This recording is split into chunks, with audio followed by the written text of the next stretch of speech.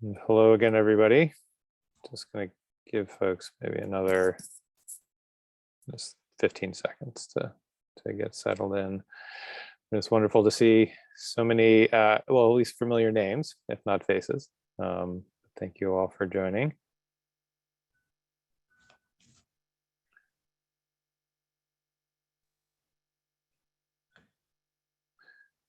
Okay, seems like numbers are sort of plateauing here.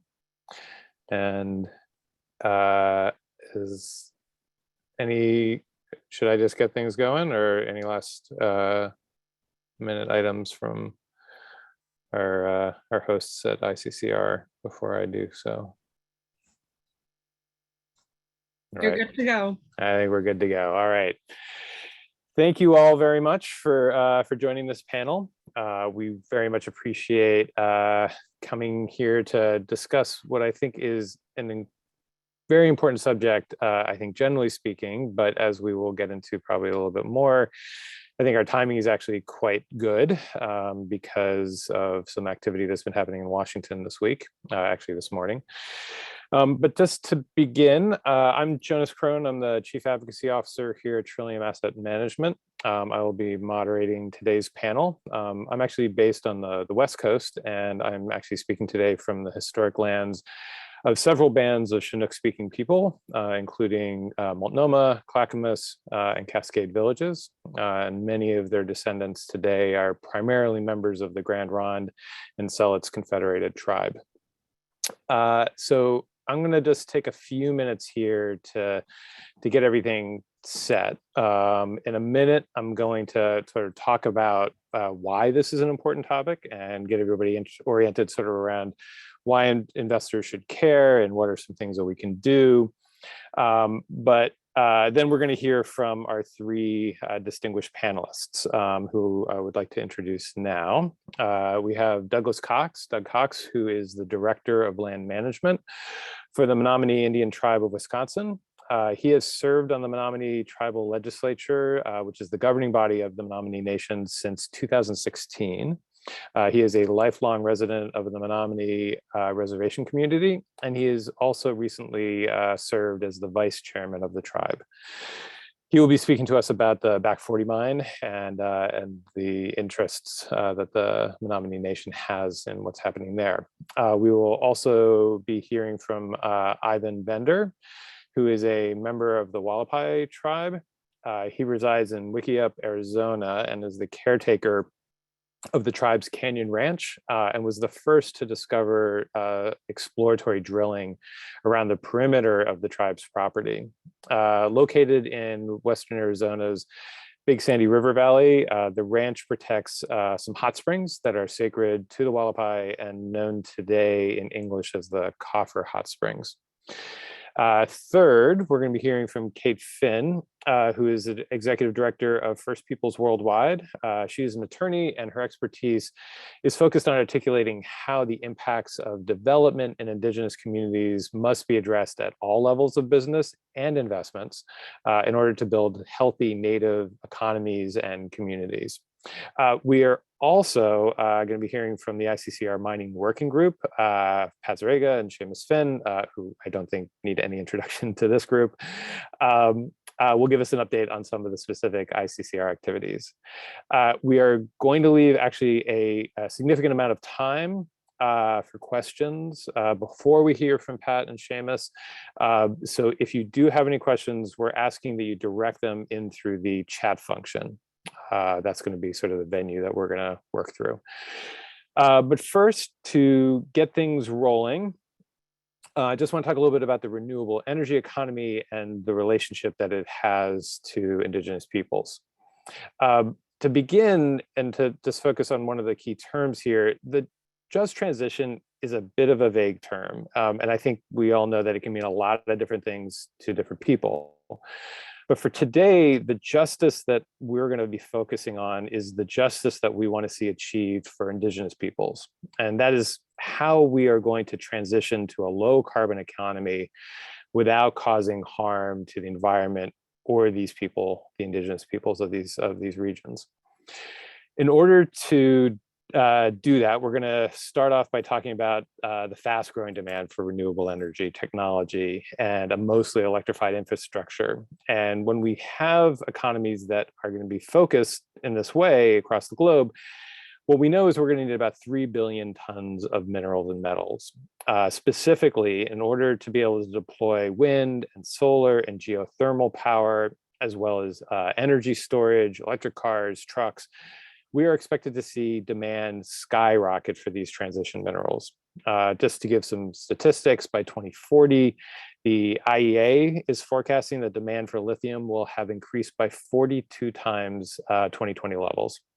The World Bank reports that production of minerals such as graphite and lithium and cobalt are going to increase by nearly 500% by 2050.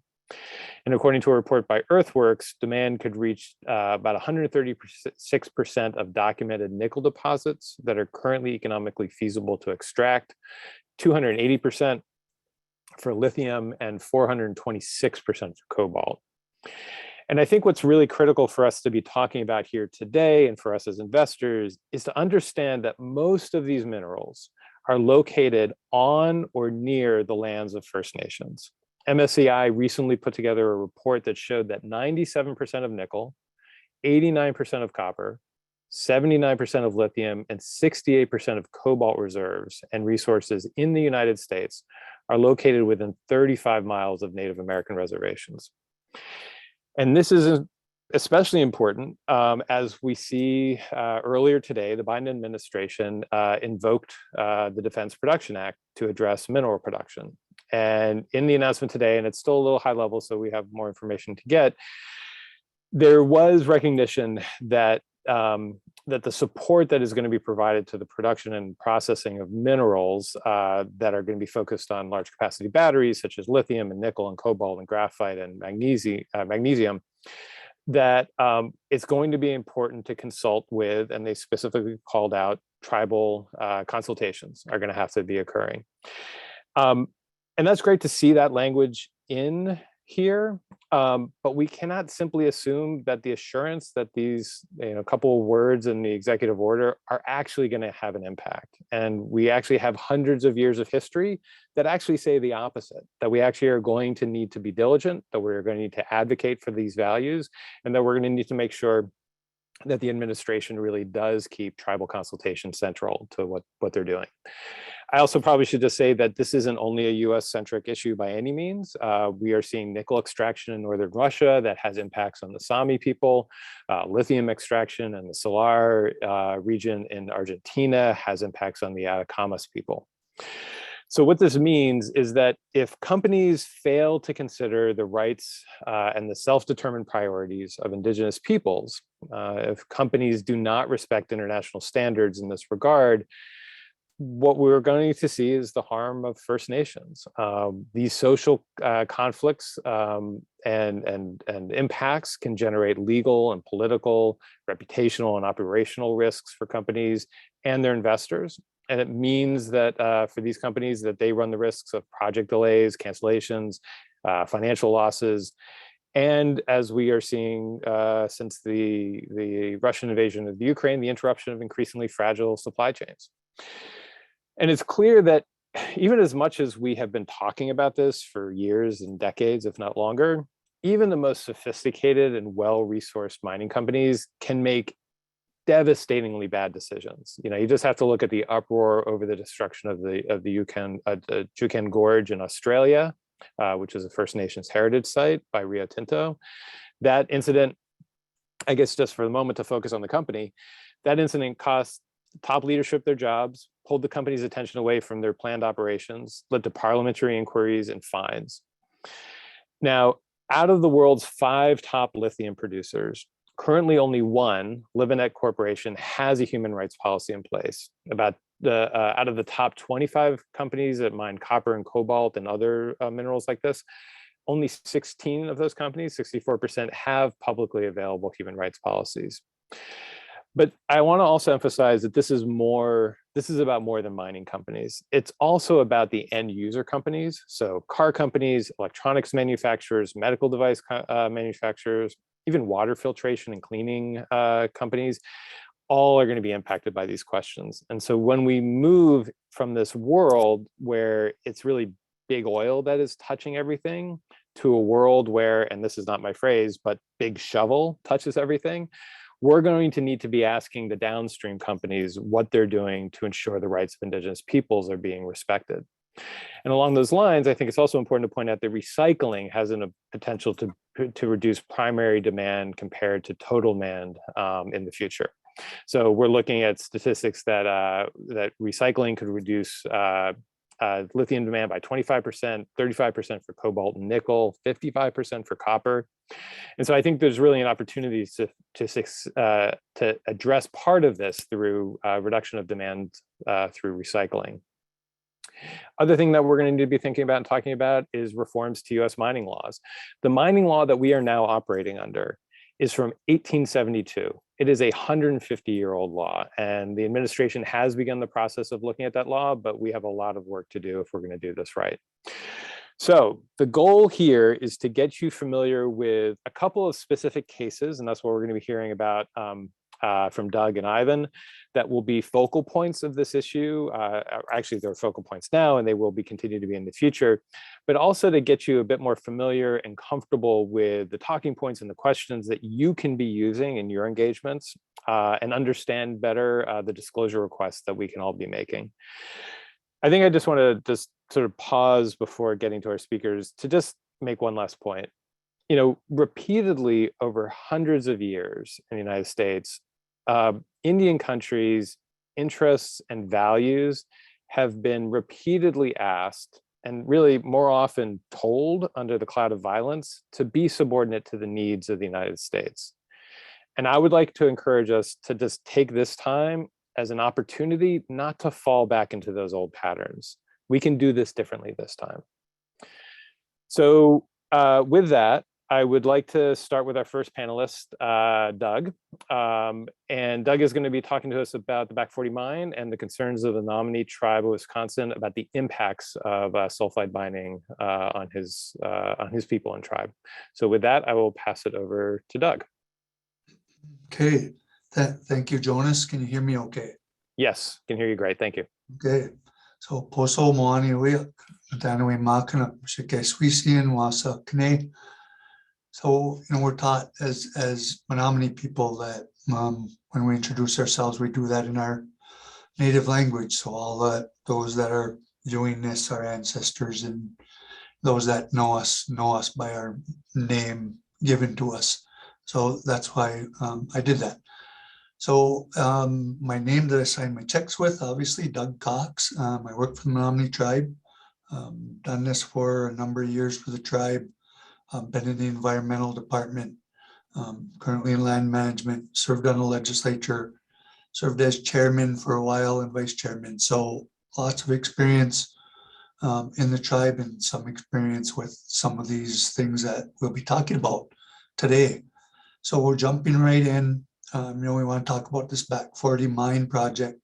And the title of my slide there, a bit general proposed project, is really talking about tribal impact from the Back 40 mine. But to do that, we have to talk about the who, the what, the where, and the when.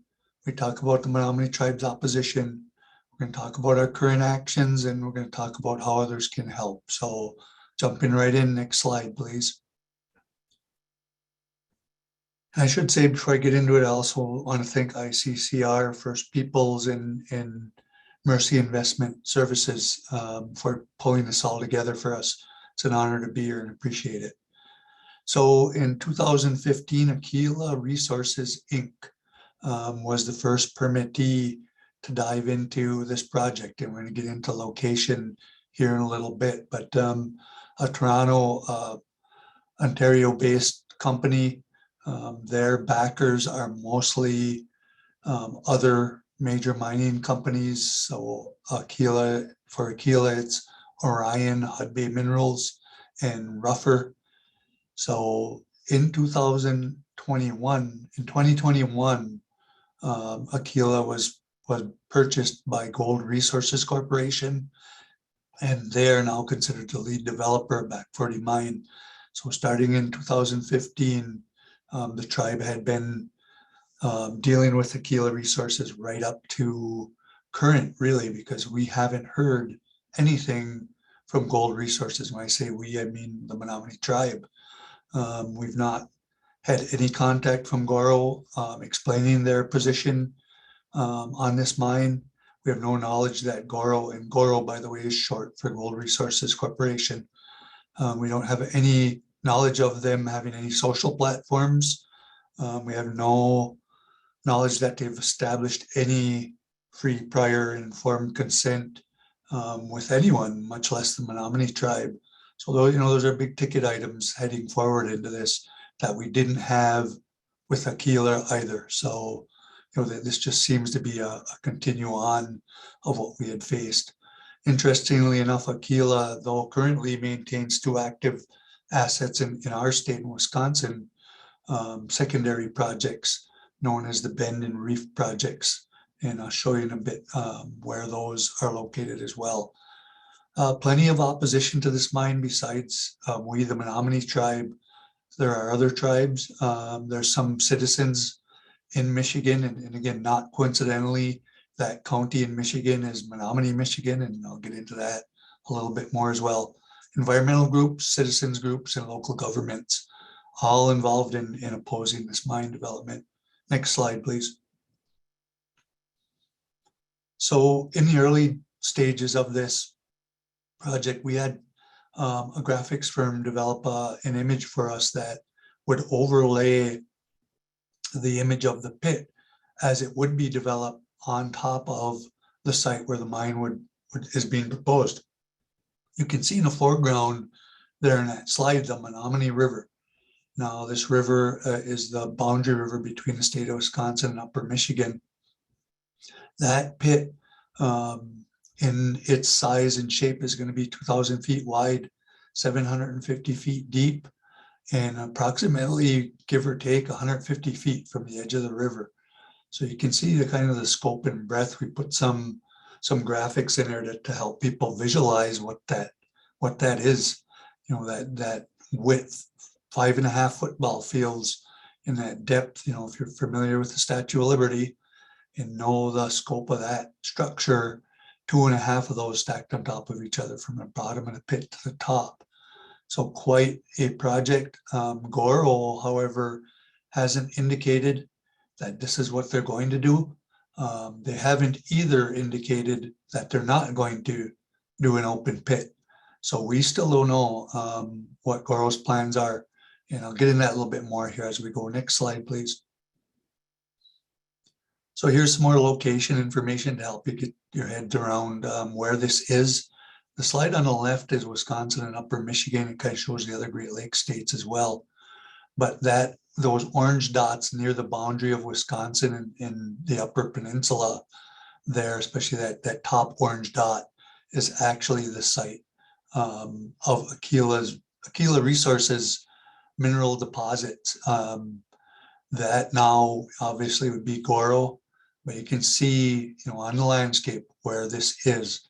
The 2 others that I mentioned that Aquila keeps interest in, Bend and Reef down there in central Wisconsin, the 2 orange dots furthest to the south, both owned by Aquila. And that's interesting because for Menominee, who's just a little bit northeast of those 2 orange dots, the plan for Aquila was to develop processing plant on the Back 40 site.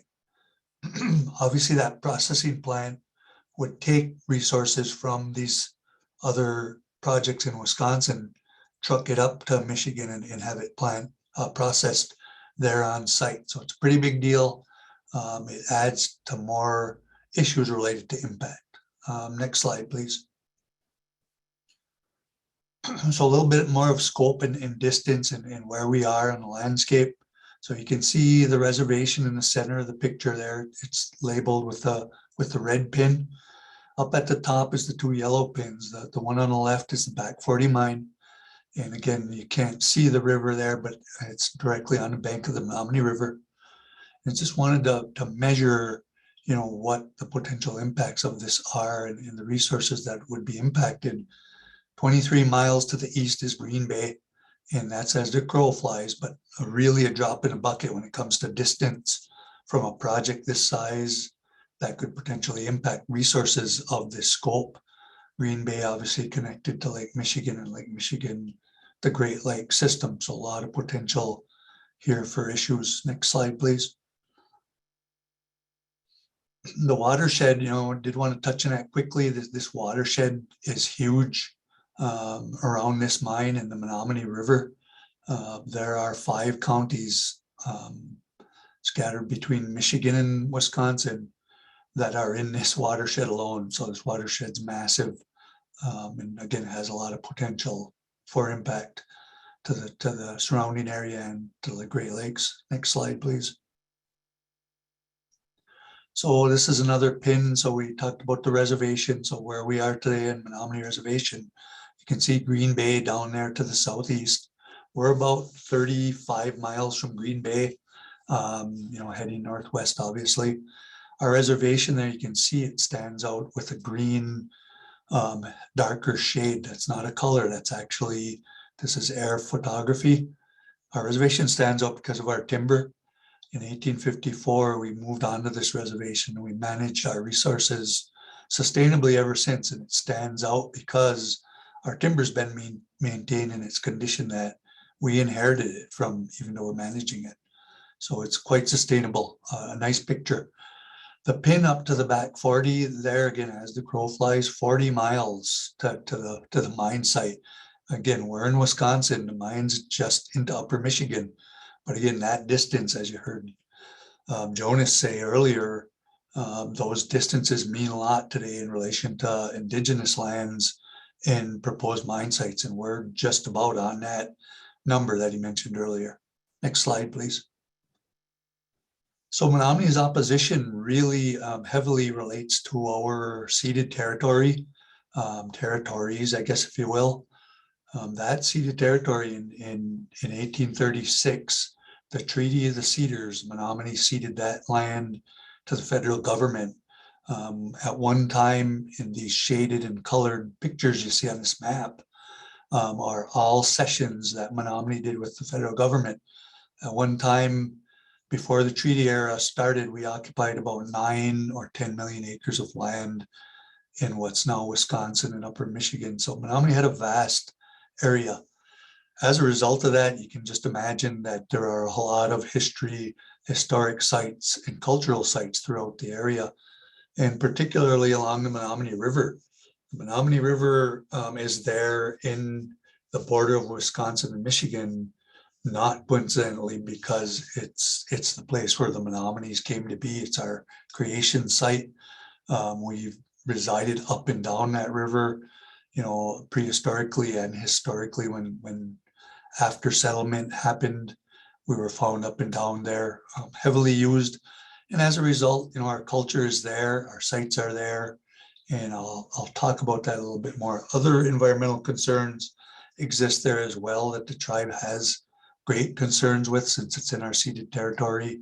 A lot of potential for water, fish, and wildlife impacts. Next slide, please. So again, in our opposition front, we continue to participate in the technical arena, and only rightfully so. So we have discussions with EPA, state and federal agencies on this project. We're monitoring the changes to this continually. We've got an active task force here at home. The Menominee tribe has the ability to develop our own committees and task forces. So we have a task force that works just on this issue.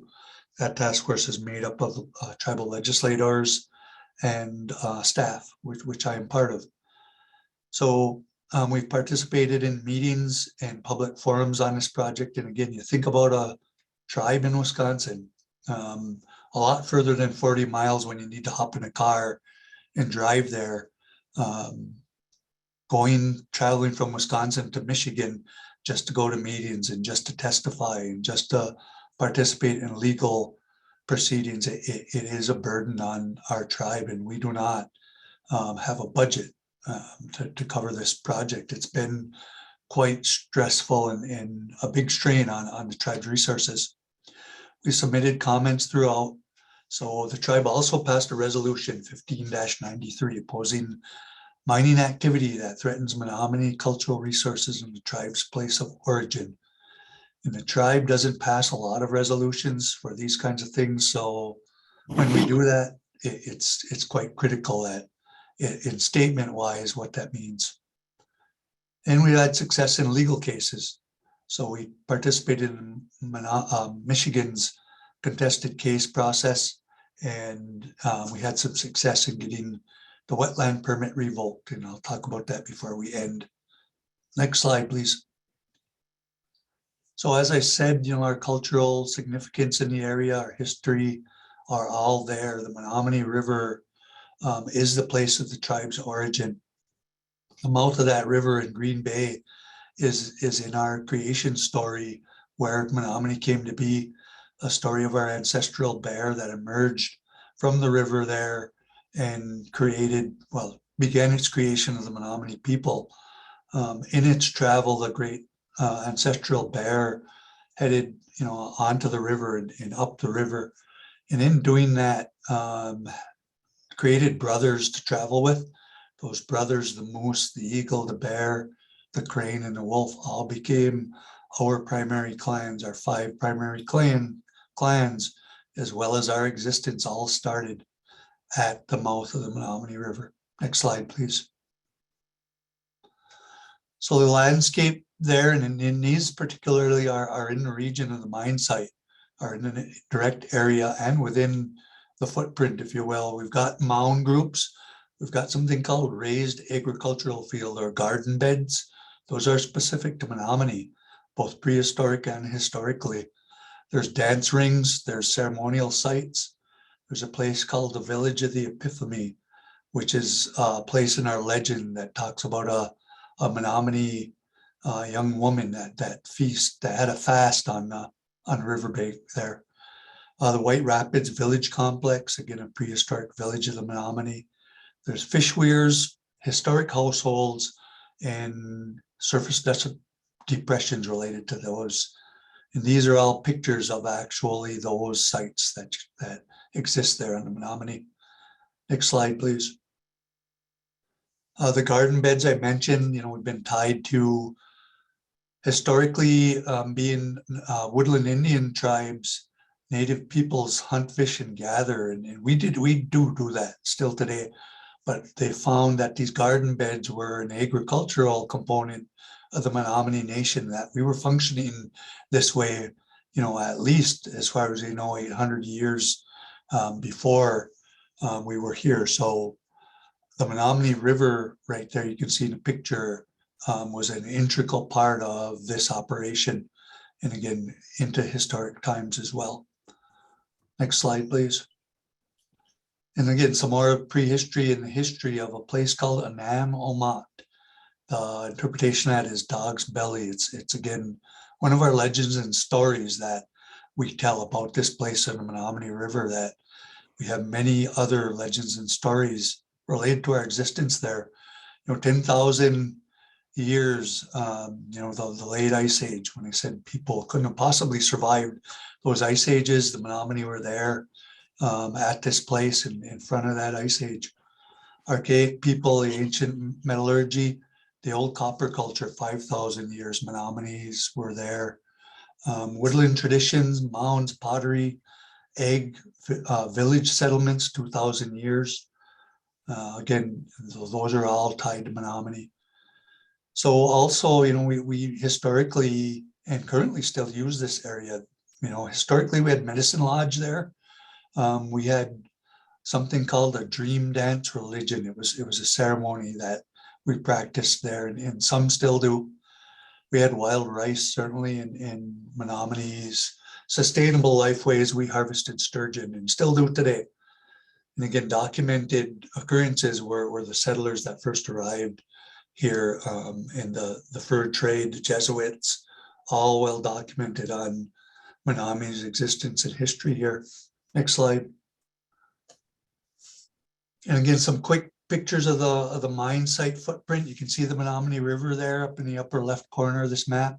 That pink line that goes around those orange and light blue pictures is the mine site, about 850 acres. About 300 of that would be severely disturbed acreage. Next slide, please. And again, same footprint. This would entail the water operations of that mine, the wastewater facilities, and the pit. Next slide, please. This one is particular to wetlands. So this one we used for our comments on wetlands and the impacts that were going to occur. That pit you can see in the far left part of that map, just before the river, the big circular type feature with a red circle in it that has wetlands directly being impacted by the pit of the mine. And again, there were more wetlands impacts than this shows on this map. These maps I showed you were developed by the mining company in their application package, and we commented on those. Subsequently, the wetland comments that we made and we challenged in a contested case hearing were held up. The wetland impacts were underestimated by the mining company, and it caused the administrative law judge to overturn that permit. Next slide, please. Interestingly enough, you know, that the white boxes here along the river are archaeological sites. These archaeological sites on this slide were documented by the company's archaeological contractor. So you can see through my conversation here that I've had with you so far, the significance of Menominee on the landscape here and how much we've used it. So not surprisingly, you're going to see cultural sites like this up and down the river. This particular picture, though, I wanted to point out because the company's archaeologist mapped the sites, documented them all the way down the river, and not coincidentally in our mind, they stop where? Right at the mine boundary. So we looked at that we pulled our archaeological experts in and said, look at this, we know this isn't accurate. Let's give them the comments and make this accurate. Dr. David Overstreet has spent about 50 years studying Menominee, and he's one of our foremost archaeologists here and an expert in Menominee history and archaeology. Next slide, please. So he put together a map, and man, this is hard to see, I apologize. He put together a map that was accurate based on history and our work we've done there already, mapping sites and what we know about our occupation there. The black numbered lines are some of the same sites the company documented, but in addition, the sites that we showed the company that are actually there. And these sites are on the mine project footprint. They're on the boundary of the river and the mine buffer project. You can see how many there's at least a dozen that they just failed to map altogether. So this was a correction we provided to the company without response, by the way. Next slide, please.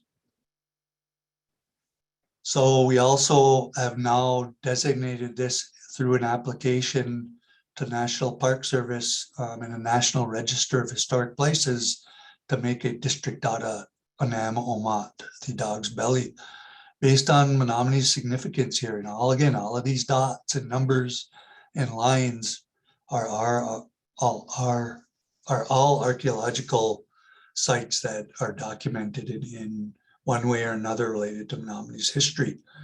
The state of Wisconsin SHPO office has approved and given their concurrence with the nomination.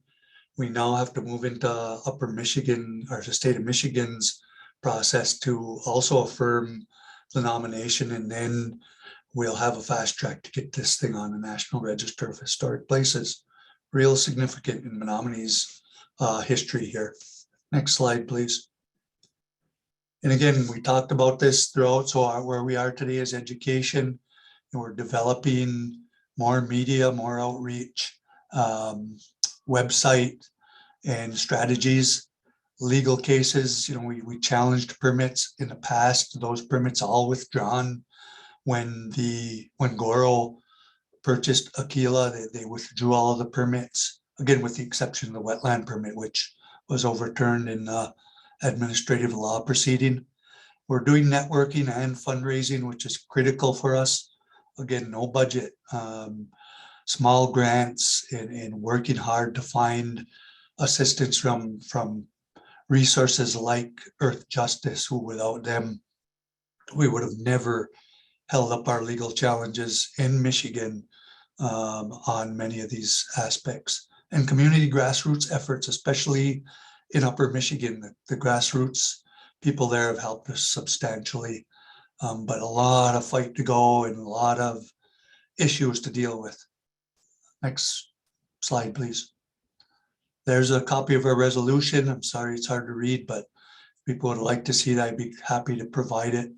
Again, Menominee Indian Tribe doesn't do resolutions just for any reason. This is significant. Next slide, please. And again, we can get help from letters, support, resolutions, outreach, the politics of it, the lobbying parts. We need help to raise awareness and educate people on this. And again, monetary donations are something that we're seeking and we've sought from the beginning of this. We've done GoFundMe's and fundraisers, and they've all been semi-successful, but we're far from where we need to be to stay in this fight. So I'll say about that much. I'm probably well over my time, so I appreciate this time and everyone's attention. Thank you, Doug. Really appreciate you walking through all of that. And we've seen a few questions coming in, and we'll bring all those questions to you and to others when we hit that part of the session. With that, I see Ivan is here, and I've given a brief introduction to Ivan already, but just real quickly again, Ivan Bender is a member of the Wallapai tribe, and he resides in Wickiup, Arizona, and is the caretaker of the Wallapai tribe's Canyon Ranch. And he was the first to discover lithium mining exploration that was being done by an Australian company called the Hawkstone Mining Company, right on the edge of the tribal land. And Ivan, thank you very much for joining us. I appreciate your taking the time, and I was hoping you could walk us through a little bit more detail about what you found and what is happening in Arizona right now. Good morning. My name is Ivan Bender, Camu, Walpayamanyo, Wagwaka, Kohan Washivka. So again here, thank you for allowing me to be here today. Again here, Big Sandy lithium mining, they call it. Again here, where I reside at today is the, we call it Hakamwe, Warm Springs. There's a story about this warm spring that we have here.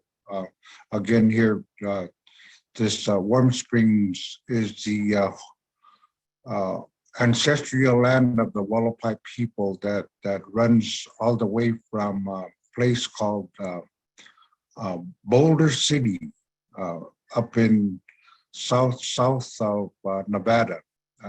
This whole land ran from there all the way into Kingman, Arizona, all the way down to Santa Maria River into Baghdad, and up all the way into a place called Sligman, Arizona, and up into a place called Wihakampacha. We call that the English term. They call it the San Francisco Peaks. And again here, it resides all the way into the Grand Canyon. The Wallapai tribe right now has a small portion of the Grand Canyon. So again here, this whole land here was once all Wallapai land at a time. And so again, this ancestral land that I reside in today is a portion of where my mother, she was born over here in a place 30 miles from here, a place called Big Sandy. Big Sandy, and my father was born up in the place they call it now the Wallapai Mountains, near Kingman, Arizona, which is about 35, 40 miles from here. So, and my great grandfather, Chief Levy, was one of the last chiefs that resided another 35 miles southeast of Wikieup, a place called Baghdad, Arizona. So again, here, this ancestral land that we're talking about here, which is the lithium mining that's going on here right now as we talk.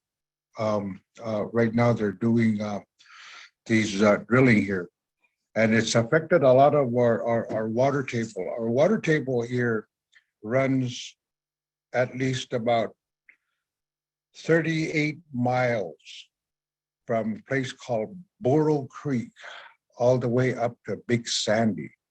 And this whole valley right now is just a whole big water table. And right now we're being affected by what they're doing. Actually, right now I've lost water within the area of where I reside at. We've been losing it since 2019 when they first started this drilling here, and that all started with Hawkstone, that's Australian company, and so again here, since Hawkstone has left, there's a company called Bradahead that has taken over their project. So again here, then this land, this water, I was talking about this water, the sacred water, we call it. I was one of our elders described it as a holy water, sacred water, and then ended it with this holy ground, this land that this Wallapai ones all lived through this whole valley back in the beginning of time, we call it. And then again in 1876, when the genocide of all our native people became known, the Wallapais were taken out of this valley and taken out into a place called Kingman, Arizona. And as today, April 21st will be the sometime they call it the celebration of the Trail of Tears, where the Wallapai people that lived and resided in this area were rounded up and taken there for a year, and then were marched into a place called La Paz. And so again here today, I'm just a small portion of that, those Wallapais that left that place called La Paz. There was just a small portion that left that area, and everybody else was, I guess, the right word for me to say is that they were eliminated. They were massacred, as I would say. So again here, when in their return in 1877, they returned, and some returned here and lived among this area again. But then again, this place had already been taken from for ranching, and in 1972 was the last time the Wallapais ever did really live in this area. The federal government came and escorted them out of a place called Big Sandy. So, and today, this ancestral land that we have here, it's this water that we talk about, this water that is very precious to, not just to the Wallapai people, but again to all native people that came about during the years that it was here, the Kamyais and the Mojaves and the Yavapais and the Apaches. They all came here for the water. That this water was something that they looked at. This water, this whole area, you know, was called, they called it the place where they had vegetation. They traded. That's what they came to trade for, was for food. And then the ranchers took over and turned it all into ranching fields for their cattle. So again, here, you know, this land that we have here, you know, this whole area that we call home of the Wallapai, you know, is full of Wikiups. And, you know, this little town they call Wikiup, Arizona. You know, it was one of three names that they wanted, and it was chosen Wikiup because this whole valley through here was full of Wikiups at one time. They say, the story goes that there's just Wikiup everywhere you went, and through this day, you know, I've been a portion of going through all this land, walking through this land, taking out, setting up stakes for sacred sites, as we call them nowadays, you know, that the people used to live in. There's a story about how we call Siswada. They call it Siswada, called English term. They call it the salt song. You know, there's these songs that came through here. You know, there's that they talk about these things during the winter time, how this land became a portion of how these songs came from here. You know, we call him Bakyo. It's a creator, the creator that was able to bring these this land, bless this land the best way he knew how, through our people. And then again here, all these towers that we have here on just a little portion over on where I'm at, it is about 200 yards from here. That's where, you know, the story comes from. And then again, you know, this land, you know, that we have here, you know, that gave a part of what we call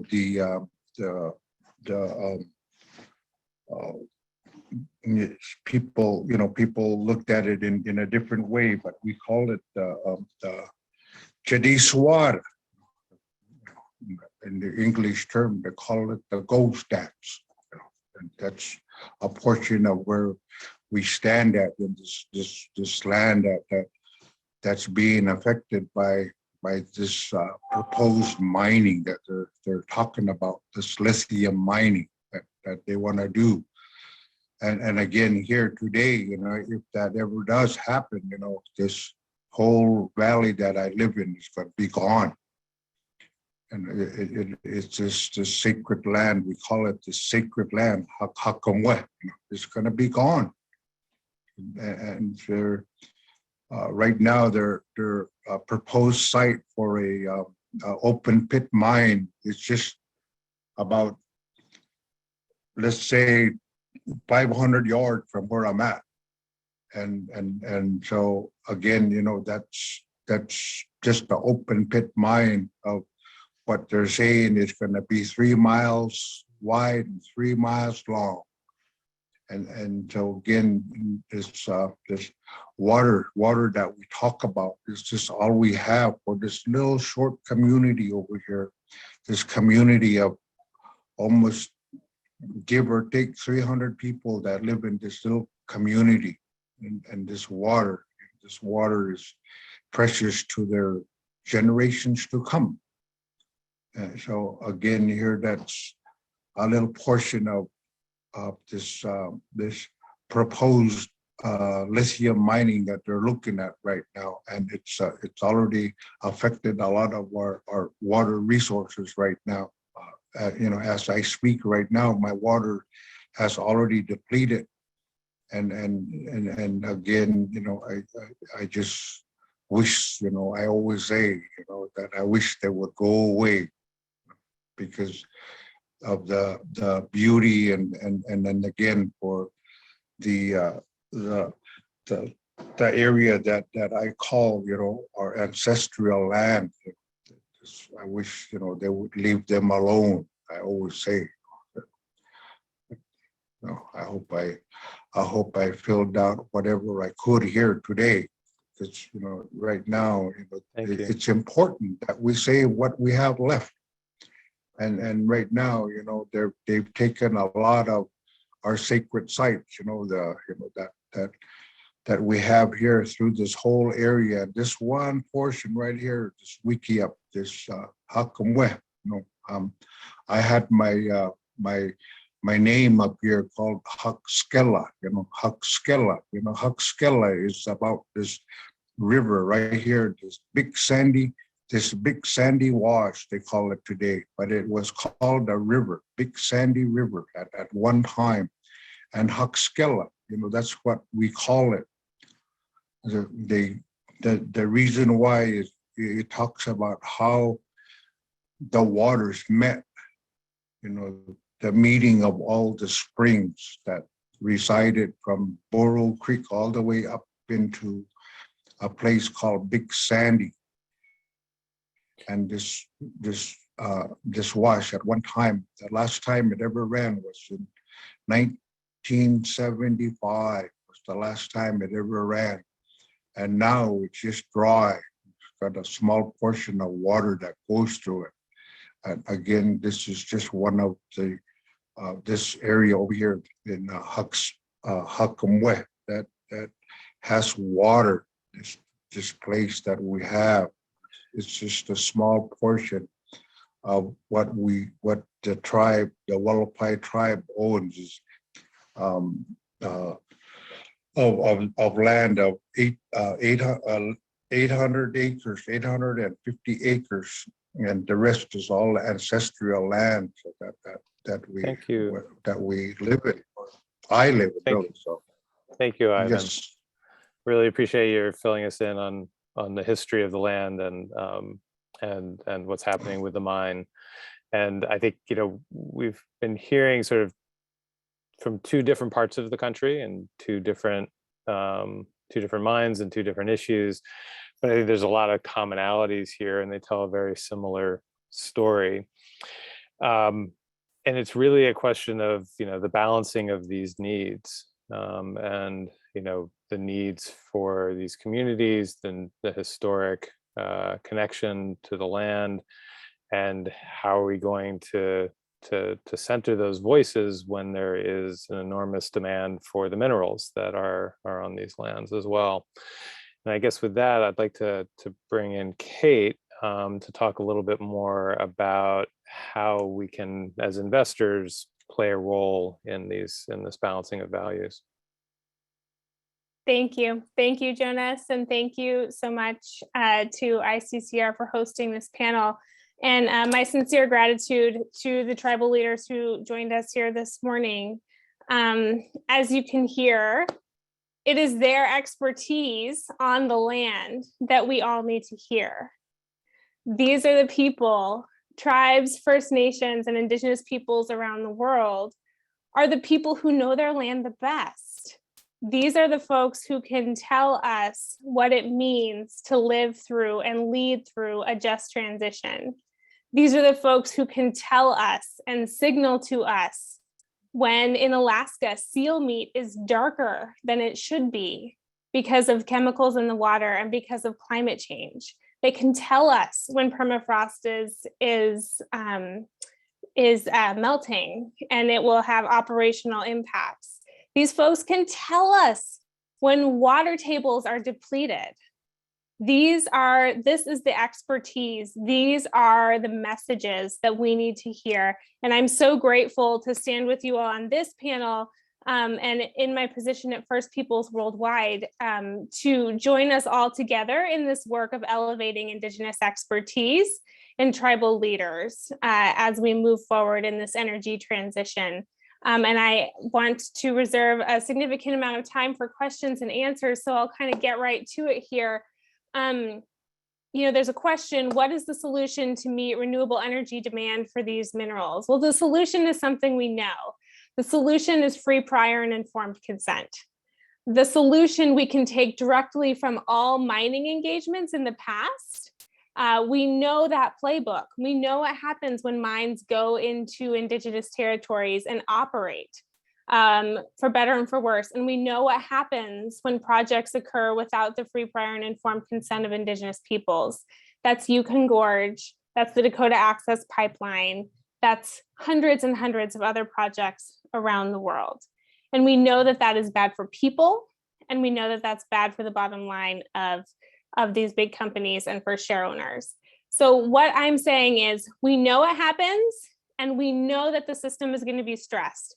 We know that there's going to be more demand for mining and more demand for mining quickly. So what we need is FPIC. We need companies to have a commitment to Indigenous peoples at the top line of their company. We need them to have it aligned with the UN Declaration on the Rights of Indigenous Peoples, because we know that domestic regimes do not fully protect Indigenous peoples in the United States or anywhere else.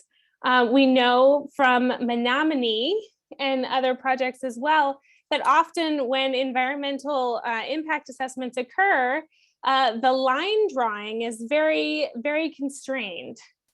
It line draws about exactly where the project is, but they are not considering the impact mere feet away from the construction zone or the mine zone, where there are sacred sites, where the downstream impacts of water or the downstream impacts on community. So domestic regimes are not fully protected. So we will always ask that any policy is aligned directly with international standards and free, prior, and informed consent. And we've heard too that, and thank you, Jonas, for elevating this point, there are new end user companies here. There's new companies who are driving demand for these minerals. And by new, I mean new to the issue of Indigenous peoples, new to the idea that their work will have direct impacts on Indigenous peoples. So as companies are beginning to understand that they need responsible sourcing policies, as they are tracking where they're getting their batteries and understanding the need for that, we are asking that they also include policies on human rights and the rights of Indigenous peoples, and that they ensure that through that entire supply chain, that there has been attention to the consent of Indigenous peoples from all of their operational suppliers as well. So this is what we know. We know what happens without consent, and we know that we can change the game now. We can ask end user companies to please include those commitments and to respect them. And I think that is the best way to show that it is material to these companies to understand what consent is. It is also part of their commitment and their responsibility to respect human rights under the UN guiding principles. So I'll say that much, that we know the playbook. I think we can write a new playbook. I think it's time to do so. And I think, I just want to say to this, to this point that there are new end user companies, for as one small example, we know that there's a lot of companies that are getting into making electric vehicles. We know that several, like the Biden administration put forward a goal to, to increase the use of EVs in the federal government. We identified several companies at First Peoples Worldwide that committed to that, to commit to Biden's auto goal, but none of the 11 companies that committed had fully integrated or operationalized respect to the rights of Indigenous peoples. Some of them had human rights policies. One mentioned Indigenous peoples in a smaller policy, but none had a commitment to Indigenous peoples throughout their operations. So as companies are responding to policy, as they're responding to policy incentives, there's a lot of work to be done to thread the needle on Indigenous peoples and the need for FPIC as well. So with that, I will hand the mic back to Jonas for further questions. Great, thank you, Kate. So we've got a few questions here in the chat, and although I do want to maybe just pause on just one bit of terminology, and actually, Kate, maybe ask if you can just sort of talk about this a bit more. You know, in the White House announcement today, and then the fact sheet regarding the Defense Production Act invocation that they're making to address mineral development, they talk about tribal consultation. And I think there's a real difference here between consultation and consent. And I think it's probably worth taking just a minute here just to focus in on that. And if you could talk about that a little bit more before we get to the other questions. Absolutely, thank you. So the reason we point to free, prior, and informed consent is that consent is the moment when there has been a previous engagement between a tribe or a First Nations and another party, and the tribe or the First Nation, the Indigenous peoples, have the opportunity to give or withdraw that consent. They are able to make the decision as self-determined peoples about what happens as to their lands, territories, and resources.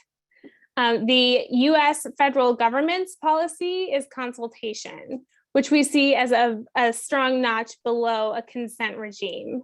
Consultation implies talking, it implies working together, conversation, all of these things that are really good, meaningfully integrating what tribes and Native nations have to say about a project.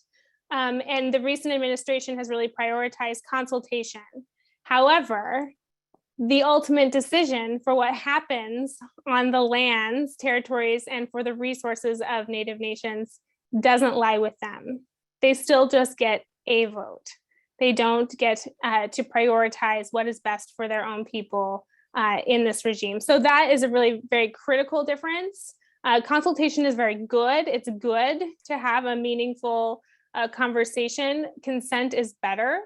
And to the executive order that was put forward today, I think it will be very important to have those consultations. And as I said, I think it's going to stress existing systems. So where environmental impact statements already draw very narrow lines as to what is important for tribes, instead of allowing tribes to say, this is what is important to us, those systems will be further stressed.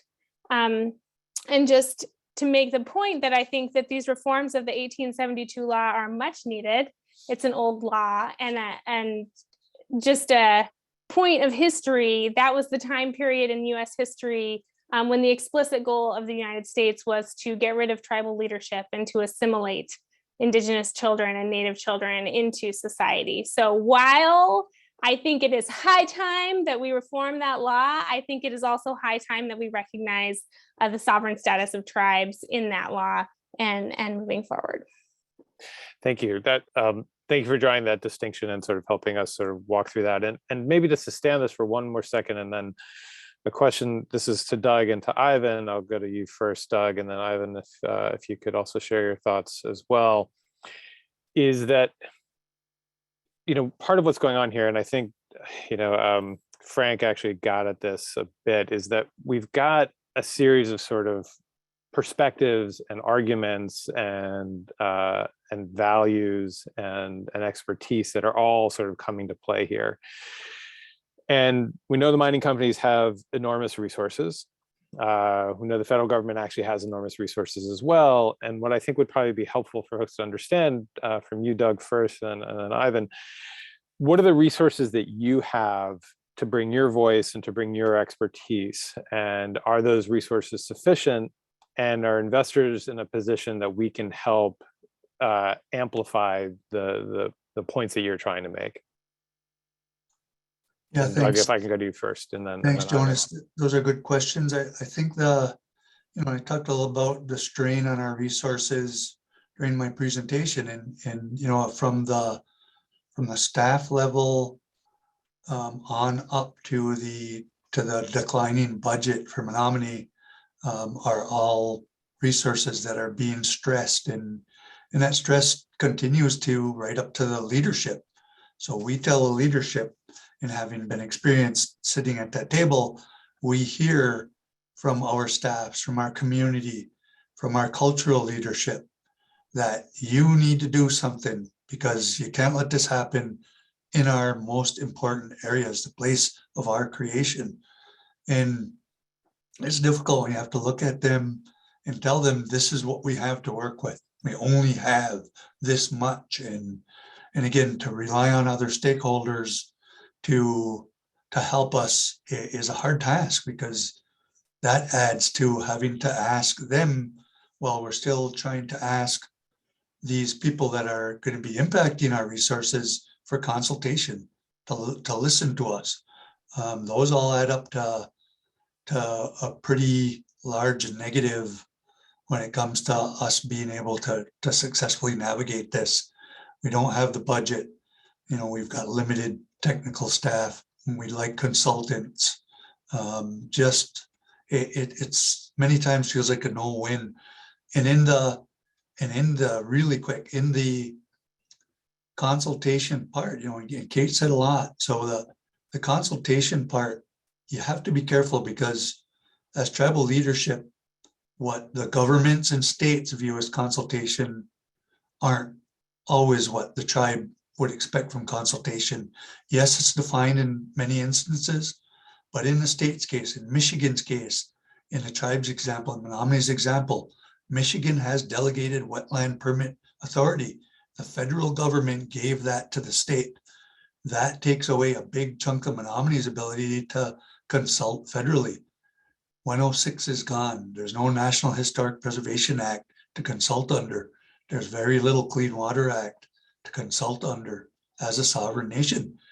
We're way behind the 8 ball, and those things need fixing. So sorry for the long answer, Jonas. No, that's perfect. And before just going to Ivan with the same question, and Ivan would be interested to hear and what resources you have in terms of being able to bring your voice and your expertise, is that I'm continually struck that what part of what's going on here is we've got a thorny question, and how are we going to resolve it, and so what are all the different inputs of that going to be, and that the scales are really tipped in some incredibly profound ways against the tribes, whether that is from a legal point of view, whether that's from a financial point of view, whether that's from just a historical point of view. It's just not a level playing field. So even under the idea of a consultation, that you're not dealing with a level playing field. But Ivan, can you talk to us a little bit about what sort of resources you have to be able to make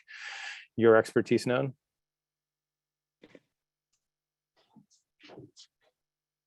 That is very, very, very interesting. If we would work together, and we would be able to find ways to work among one another, that because right now there is no communication with the Bureau of Land Management, and then again with these mining companies that are here. And that's the problem, is that how can we work and find our resources to help us out here when these people come in here and start drilling for lithium. They're doing copper mining, which is kind of like, how are we going to work together if we don't know where we're coming from? Because these guys, they won't even consult with us. They won't even talk to us. They won't explain to us what they're doing. I've gone to there myself and tried to get information on how we can work together, but that the problem is that I'm asked to file Freedom of Information Act. So, is that, if we can work together, that would work. But right now, it's just like, where there's no working together with these companies and with the Bureau of Land Management. And that's the problem. And where else are we gonna go? What kind of resources can we use, to help us out? And that's and that's the situation that we're in right now, is that, consultation, is that, did we do that? That never happened. Consent, that never happened. Right. They came in here and did what they needed to do. So, And I think that again, gets, thank you. thank you. I think that gets to sort of two other points. And one is Stephanie's question, which I want to pose to Kate, and then sort of a follow on to that. So Kate was just asking the question, is there an example where FPIC has been applied successfully and allowed a project to move forward? But I think just more generally, what are some examples of good FPIC? And along those lines, Kate, can you talk a bit about, I think one of the things that we can do here as investors is that we can help support a good process, that we're able to come in and say to the companies, and that there needs to be a good process here, a process that has FPIC as the center of it. And we're watching this closely, and we're going to be holding you accountable to that. So what are some good examples of FPIC, and what are some questions that we as investors can ask to be able to be more effective in that regard? Yeah, thank you. And I'll just build off of actually the question you asked before as well. When you talk about engaging with companies, on the FPIC process, this is a big question, and something that I think that investors can push, which is, how is a company resourcing FPIC? How is a company providing information, really engaging with stakeholders? How are they resourcing FPIC? Because Indigenous communities around the world may not necessarily be able to participate on an equal footing without those resources. And one of the huge questions that I think is very important that we spoke about yesterday in a different panel is, who is identifying the Indigenous peoples? Who is that? Which consultant? Are you picking a consultant with real knowledge of the land, and not just modern boundaries, treaty boundaries, ancestral boundaries? How are you looking at how people migrated in the past, how the porcupine caribou still have the largest land migration in the world across Canada and Alaska? Which consultant is really looking? How can you as a company resource FPIC and make sure that you are doing your due diligence to respect Indigenous rights in that way? And in terms of a good example of FPIC, there's not really one big good example. I have seen a lot of companies take very strong steps, and then I have seen them play out in different ways. So I don't really have one big good example. I will say that Rio Tinto had the best Indigenous peoples policy in the sector for a number of years, and then we watched what happened at Yukon Gorge. So to me, what that underscores is the need for consistent engagement with the company on how they're operationalizing their policies, consistent engagement with Indigenous folks on the ground to understand how those policies are playing out, and really just putting it throughout operations in a really good way. Thank you for that, Kate. And I'm just looking here at a couple other questions. I'm wondering if maybe Frank and Stephen's question are maybe similar here. Legal constraints of FPIC on lands not currently, quote, currently owned by Indigenous peoples, and how do we help redefine public lands which are actually ancestral Indigenous lands?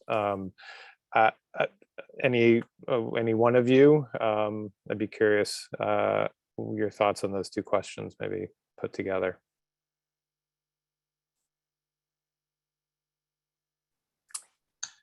That's a tough one. I mean, you know, so they're the public lands. So to think in ceded territory terms for us, you know, in Indian country in general is this adjudication term, you know, did you adjudicate your treaty rights? Well, we in 1836 gave the government 1 million acres. Did we adjudicate it today? No, but we gave that by treaty. A treaty is a canon of construction that obligates them to obligations to the tribe. So it's a tough question because in adjudicated claims, there's more right on state public lands than there are for those of us that aren't adjudicated.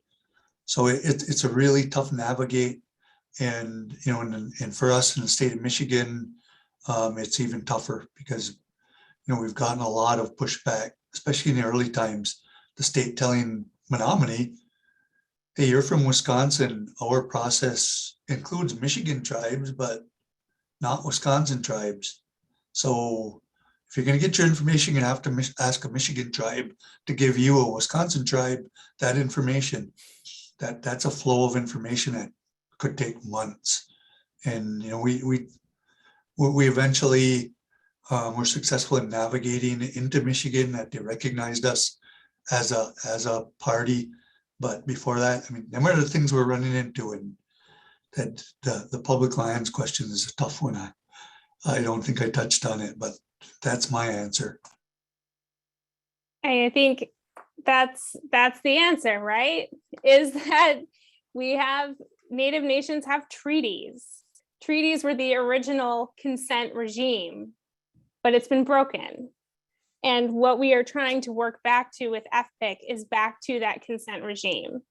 And I'll just say for this issue of legal constraints, you know, there can be legal constraints, but also the whole issue with DAPL, the whole issue with Dakota Access Pipeline, that pipeline crossed treaty territory. It didn't actually ever cross the modern reservation boundaries, but it crossed their treaty territory, and it unearthed artifacts and historical and sacred sites that were sacred to the Mandan, Hidatsa, and Arikara peoples. And we know about the social risk that generated, the environmental risk that oil is still flowing and there's no emergency plan in place to this day. So there is incredible business risk and financial risk associated with that pipeline, even though it doesn't cross modern treaty boundaries. So I think any assessment of risk as related to Indigenous peoples has to take account of the fact that modern boundaries don't encompass all of what Indigenous peoples hold sacred, or all of what Indigenous peoples use or you know, have at their disposal. So I think there's a business case that is very ripe for understanding the full imprint, historical and prehistorical, as Doug says, to all of the resources of Indigenous peoples. Great, thank you, Doug and Kate, both for speaking to that point. I think actually, just looking at the time, I should probably turn now to Seamus and to Pat, and they are going to be providing some updates on the mining working group activities. Thanks, Jonas.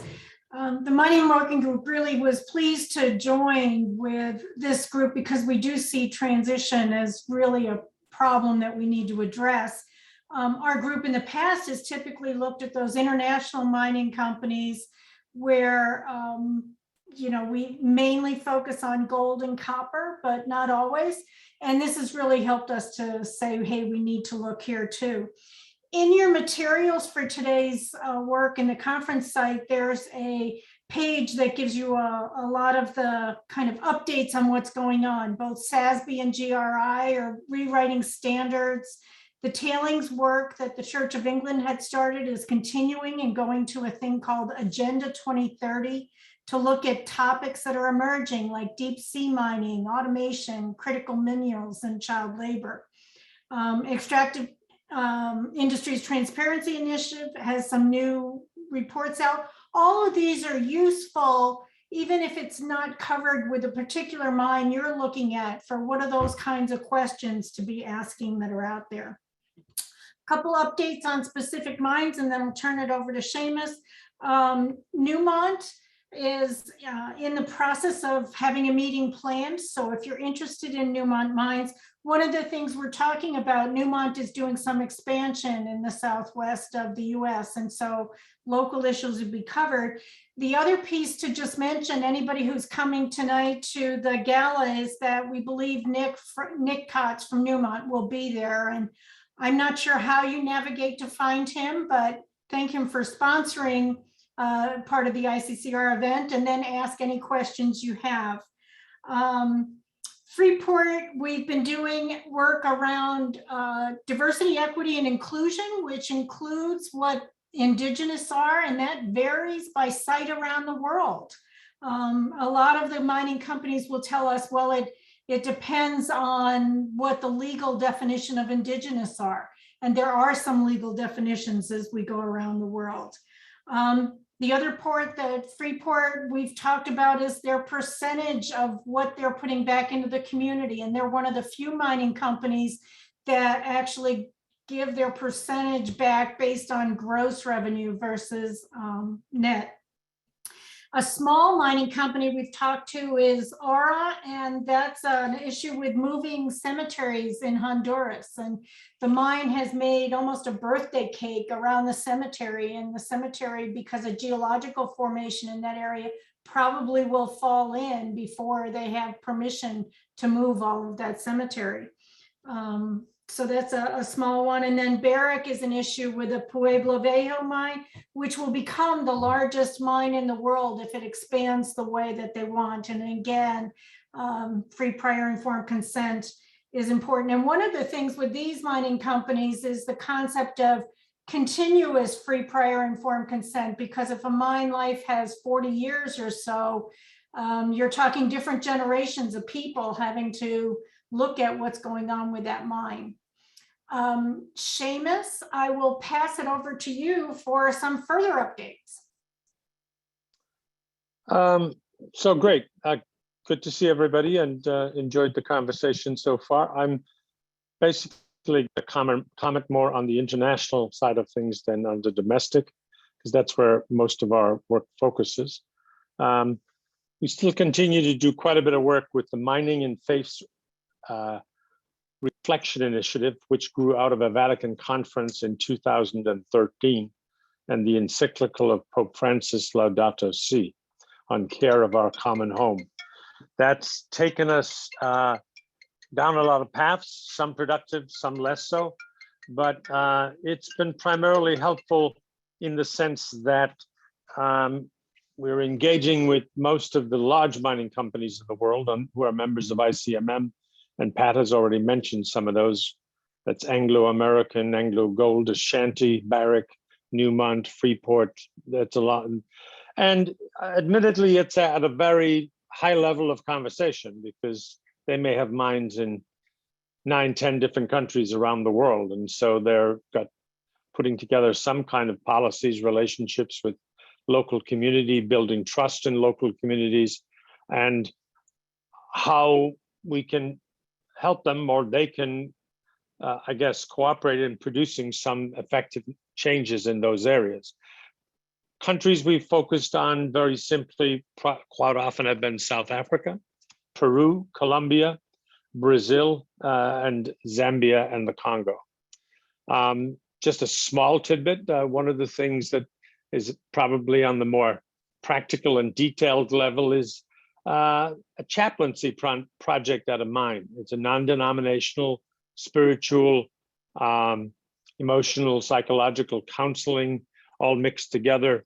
The company is Anglo American. It's down in southern Peru, but we quite realize that many of the folks that work at these mines are often transported there and are going to be there for 2 to 3 weeks, away from their families, away from their villages and all of that. So that's an interesting project from the learnings. It's all drawn up and will be implemented and hopefully finalized by the end of 2022. So stay tuned on that. I think the other piece of what I wanted to comment on is much of the last 2 years with a lot of these companies has been a COVID conversation. In other words, what's going on with their employees, what's going on in the communities where the mines are located, what resources have they been able to bring in, and what needs have been identified by the communities who are relying on them. And look, it's like every other project, the record is uneven. Overall, I think pretty significant and pretty positive, because these work crews or workforces that are employed in some of these mines can be 10, 15,000 people. So if they're bringing in vaccinations, if they're bringing in medicine, if they're bringing in ventilators and hospital in remote areas in Peru, it's pretty hard to keep it contained just within the employees. So many of them have good stories to tell. Could they do more? We could all do more. But I think that's been one of the things we've been pressing on. Staying with Peru, the exciting piece we've got now on the drawing board is in conjunction with the companies, civil society, faith leaders, and the government, the project called Peru 2030. It's an attempt to put together a conversation with some objectives and an outline of what is the role of the mining industry in Peru in 2030, and what are some of the desirable foundations and principles to go along there. For those of you who know Peru, it's heavily dependent on mining. The budget for the government is heavily dependent on mining. God only knows how many companies operate there, but it also touches very much with the indigenous who are in the Amazon region, in the eastern part of the country, and on up to the northern Peru, where they relate with Ecuador, Brazil, and Colombia. I'd say working with some local communities, we're kind of trying to be a bridge, trying to help and facilitate a conversation. But I think you all have already indicated those things take a long time. The second piece I'd say is that a lot of interest from people in trying to get some help on the entrepreneurial side. Do they have projects? And I don't mean building a school building or building a clinic, but are they interested in building a community that is going to be able to sustain itself over the long haul? And are there ways in which both the faith communities and the companies can be a part of that? It comes under, for the investor community, it comes very much under the rubric of impact investing, and from very small projects that may just involve, $20, $30, $50,000 to much larger ones that may involve bigger projects. And that is an area that certainly is moving forward, I think, in a way that, depending on, again, on the community one talks to. My last comments is about mostly a reflection on the conversation here. One of our weakest partners internationally when we try to dialogue with some of these companies as investors are the government, because you've got local government, you've got regional government. Somebody already alluded to Wisconsin government and Michigan government and the federal government, and politics is a minefield. I'm working in Washington, D.C., so I think I know a bit about that. But that's true all over the world. And getting them actually to show up to a meeting and getting them actually to be able to speak in terms of whether they're speaking for their party or speaking for the government or who they're representing is frustrating as the day is long. And I think that's going to continue. So from my point of view, working with the companies for investors is one of the keys, that making the case and bringing investors together to talk with companies, I think, is the track that needs to be pursued. But the other piece I want to add to that is, I think, internationalizing it. I think in my 40 years in this arena, I've never seen so much international cooperation between investors. And I don't care what the issue is. It can be climate change, it can be the Ukraine, it can be deforestation. We've got 5 global pension funds cooperating with us on a tax transparency resolution with Amazon, right? Would have been impossible to do 10 or 15 years ago without the benefit of technology, without identifying who holds the actual shares in these companies. And Thank you. before you might say, well, they better be from the US because those are the only ones we can talk to because otherwise we'll need a translator. That's not true anymore. I mean, there are pension funds all over Europe, all over the Pacific that are keenly interested in some of these issues. So identifying who your allies are in engaging with a company, I think is absolutely pivotal. Thank you, because it Seamus. gives you some Thank you leverage. so much. Anyway, there you go. Thank you. I really appreciate it. And I just very much want to thank Seamus and Pat for hosting us on this this panel. Thank you very much to Ivan and Doug and to Kate for leading us through this conversation. I think I'll just take a moment of moderator privilege here at the end to just sort of wrap up, maybe keying off of something that Seamus was saying, that this has really been an international issue for so long. But I do think that we are about to see a moment where there's going to be a refocusing domestically, whether that's because of seeing supply chain disruptions out of China, whether that's supply chain disruptions due to the war.